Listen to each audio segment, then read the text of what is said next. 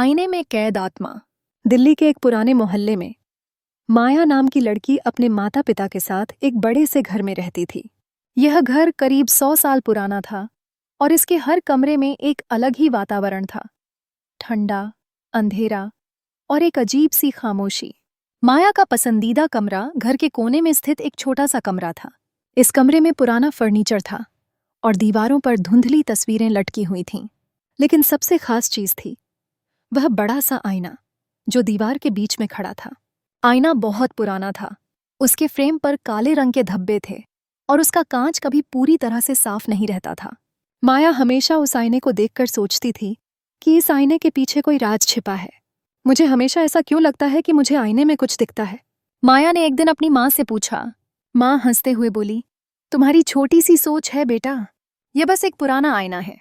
लेकिन माया के मन में एक अजीब सी बेचैनी थी जो दिन ब दिन बढ़ती जा रही थी। वह हमेशा उस आईने के पास बैठने लगी थी, घंटों उसे देखती रहती थी, जैसे वह आईना उसे कुछ बताना चाहता हो। एक रात माया ने तय किया कि वह उस आईने के रहस्यों का पता लगाएगा। एक रात जब घर में सब सो रहे थे, माया फिर से अपने कमरे में चली गई। आईना पहले से कहीं ज्यादा अजीब लग रहा था। उसकी सतह पर हल्के हल्के बादल जैसे धब्बे थे जो धीरे धीरे इकट्ठा हो रहे थे। क्या हो रहा है? माया ने गहरी सांस ली और आईने की ओर बढ़ी। जैसे ही उसने अपनी आंखें आईने में डाली, उसे लगा कि कुछ हिल रहा है। आईने की सतह धीरे धीरे बदलने लगी और अचानक उसमें एक चेहरे की परछाई दिखाई दी। वह चेहरा माया के बिल्कुल पास था, लेकिन वह किसी और का नहीं बल्कि उसका ही चेहरा था। माया चौंक गई। यह क्या है? वह डरते हुए पीछे हट गई, लेकिन आईना अब और भी अजीब लग रहा था। उसका चेहरा धीरे धीरे झपकने लगा और फिर वह एक अजनबी चेहरे में बदल गया, एक अधूरी और डरावनी मुस्कान वाली आत्मा की। माया की धड़कन तेज हो गई। यह क्या हो रहा है? उसने डरते हुए कहा।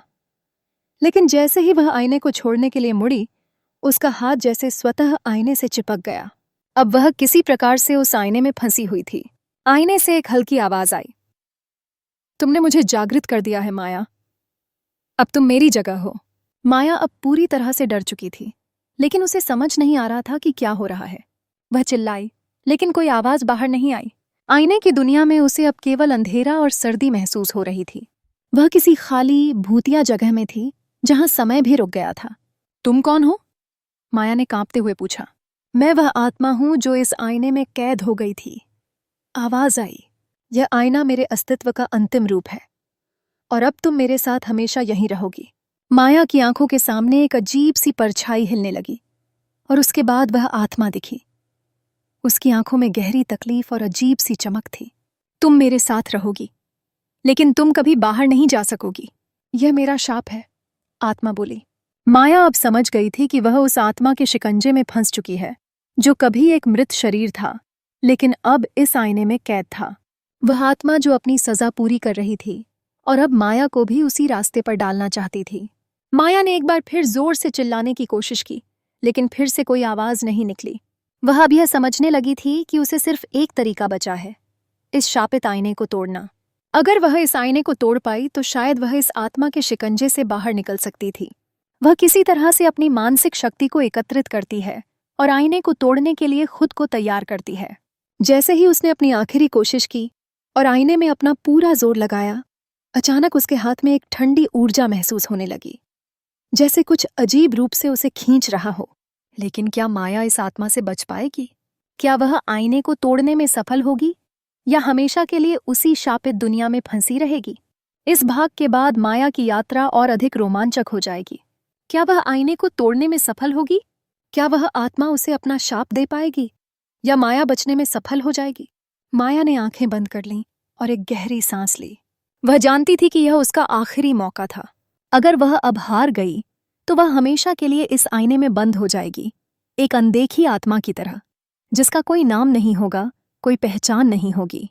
उसने अपने भीतर की सारी ताकत जुटाई और फिर से आईने की ओर बढ़ी। जैसे ही वह आईने के पास पहुंची, उसकी आंखों में वही डर और भय था, लेकिन अब उसमें एक नई उम्मीद भी थी। मैं इसे तोड़ दूंगी, उसने खुद से कहा। मैं यह कर सकती हूं, आत्मा ने उसे घेर लिया। तुम कभी नहीं निकल पाओगी माया, वह आवाज धीमे से गूंजने लगी। यह आईना मेरा है। जब तक तुम्हारा चेहरा इस आईने में रहेगा, तुम मेरी तरह बन जाओगी, तुम भी कैद हो जाओगी हमेशा के लिए। लेकिन माया ने उन शब्दों को नकारते हुए अपने हाथों को आईने पर रखा और पूरी ताकत से उसे धक्का दिया। पहले तो आईना चुप था, लेकिन फिर अचानक उसमें एक तेज झंझनाहट हुई और वह टूटने लगा। नहीं, आत्मा चिल्लाई, तुम मुझे रोक नहीं सकती। माया ने अपनी आंखें बंद कर लीं और पूरी तरह से आईने पर जोर डाला।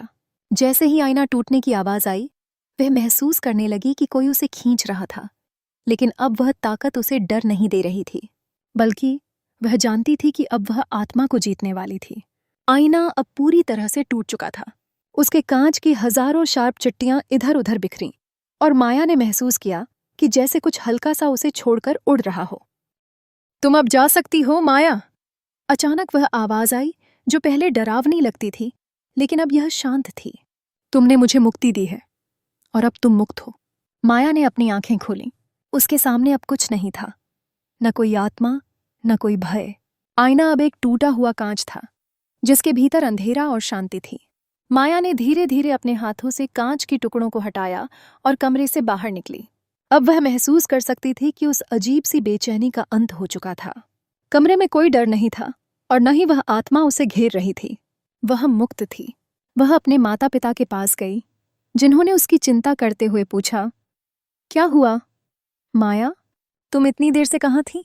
माया हंसी और बोली, कुछ नहीं, बस अब मुझे लगने लगा है कि मैं इस घर को एक नई शुरुआत दे सकती हूँ। उसके माता पिता ने राहत की सांस ली और कहा, हम बहुत खुश हैं कि तुम ठीक हो। माया ने एक बार फिर उस कमरे को देखा जहां पहले वह आईना खड़ा था। अब वहां सिर्फ एक पुराना टूटा हुआ कांच था, लेकिन अब उसका अस्तित्व भी शांति में था। आत्मा, जो कभी उसकी परछाई बनकर उसके पीछे थी, अब पूरी तरह से मुक्त हो चुकी थी। माया ने अपना जीवन फिर से शुरू करने का निर्णय लिया, आत्मविश्वास और मुक्ति के साथ। लेकिन क्या वह वास्तव में पूरी तरह से मुक्त हो चुकी थी? क्या आईना कभी फिर से उसके जीवन में वापस आएगा?